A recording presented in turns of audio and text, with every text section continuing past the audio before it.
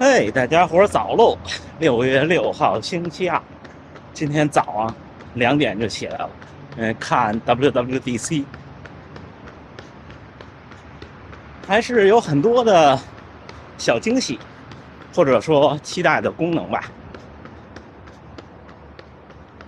不出意外的，各种操作系统的更新都乏善可陈。因为其实现在基本上就这样了，除非有新的突破。但是手表 WatchOS 第10代还是有一些很激动的小的点的。今天就跟大家伙聊聊它，不仅仅是期待的今年秋天的第10个大版本的系统的变化，还有我的一些训练中的小感受。但是今天是我的强度日，虽然昨天睡得不够多，6个多小时，今天是6个1公里，间隔2分钟，每个1公里的目标就是马拉松配速，不太快。热身15分钟之后开始第一组，差不多我跑到大阪城就第一组了。行，那咱一会儿聊啊。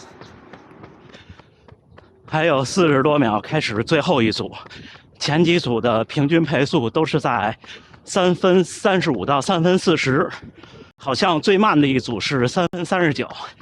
大家可以看每个视频的描述区，有一个是 Stride 的购买链接，那就官网的，然后一个 Strava 的链接。关注我的 Strava 就能看到我每天训练的细节，我连心率都不隐藏的，应该还有10几秒，有点累。这个1公里的和2分钟的不一样。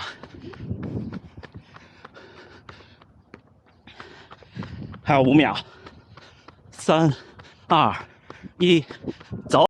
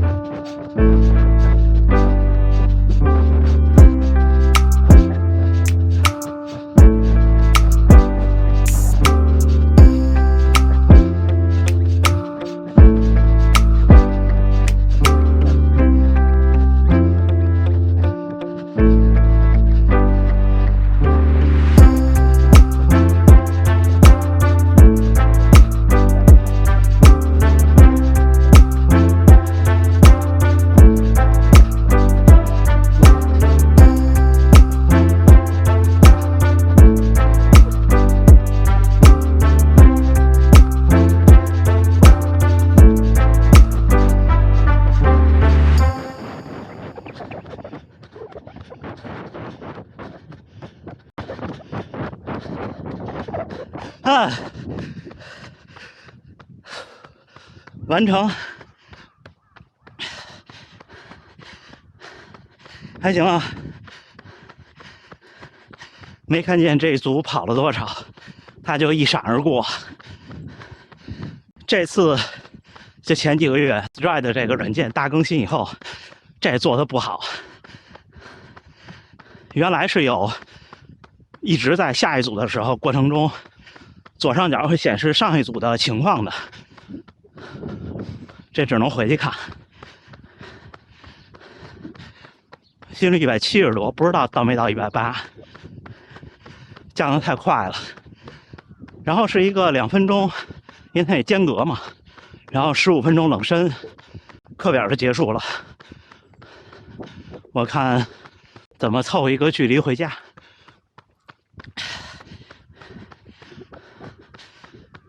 状态还行，你看昨天晚上睡得不好吧，也还行，空腹晨跑。所以你练到一定程度，大家都差不多了，就谁一开始都这儿疼那儿疼。行，我缓一缓，一会儿咱们聊聊昨天的 WWDC 开幕式。昨天发布会之前泄露了好多东西，基本上都成真了，对吧？我用过 iPad 的 Final Cut Pro， 那个手写的动画效果挺有意思的。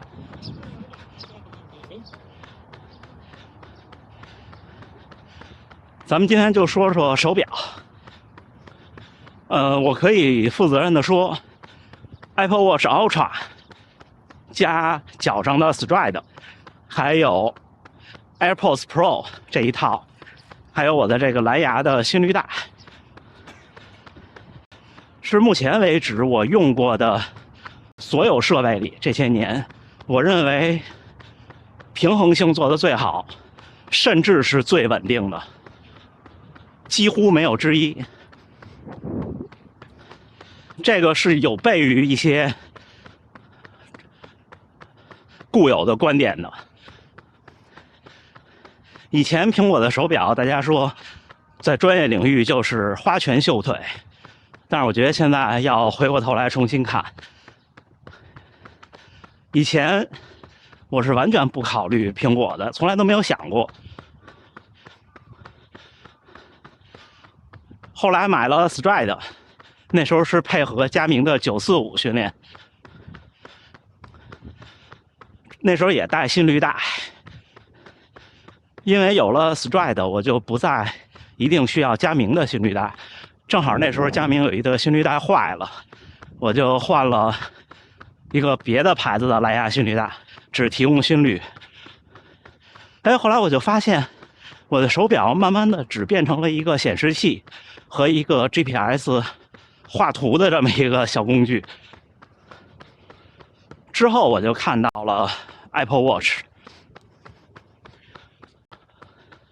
我是 Apple Watch 的第一代的第一批用户，那时候在北京三里屯，在发售之前很长时间还有一个试戴会要报名的，我是第一波进去的那10个人，不知道有没有当时同行的小伙伴。用完1代以后就再也没买过了，那时候觉得不成熟。后来我发现手表变成一个显示器了，我想，我用 Apple Watch 试一试。那时候就买了 S7， 好像是，就是这个 Apple Watch Ultra 的上2代。之后用 Stride 官方的 APP 训练，连接蓝牙的心率带，所有在其他手表上能得到的数据，也就都能得到了。同时呢，因为我是苹果生态的用户，您如果不是，可能这一点对您没有参考意义。就是它辅助我的生活各种和其他设备的配合使用，都要远胜于传统的运动手表。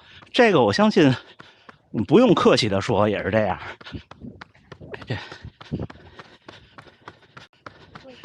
哎呦，这俩人骑得太慢了，我不太喜欢在后边跟人后边说话，老让人觉得怪怪的。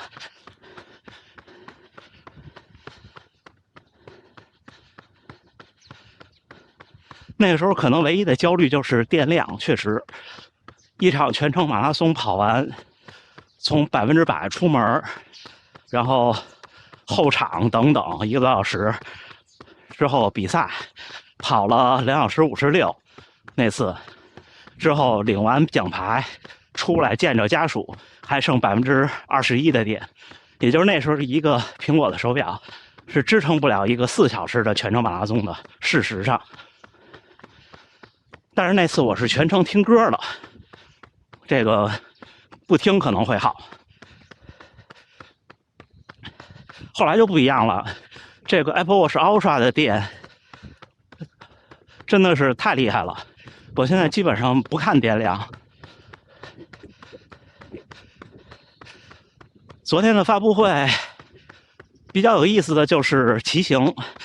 终于如我所说，苹果开始支持除了心率带以外其他的传感器了，就是在它原生的 APP 里支持，就是功率计和踏频。那这样的话再配合 iPhone， 那就是一个码表了，对吧？而且它有一个特别好的点，就是这两个设备的屏幕真的是好，真的好。这个我也可以不客气的说，是远胜于其他的专业的运动品牌的屏幕的。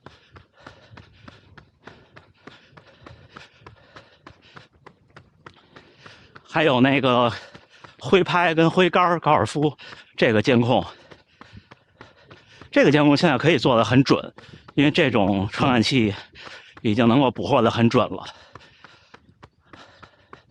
但是至于跑步，昨天发布会没有提到，不知道所谓的功率计和踏频是不是 Stride 也可以，因为 Stride 本质上就是2个设备，一个功率计，一个是计步器或者叫做踏频器。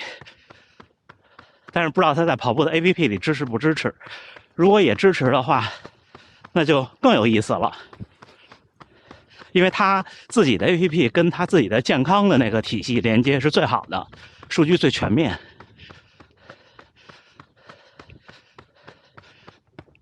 未来大家想象，实时血糖设备一旦成本降低，然后各种小的附加的这个传感器，多有意思！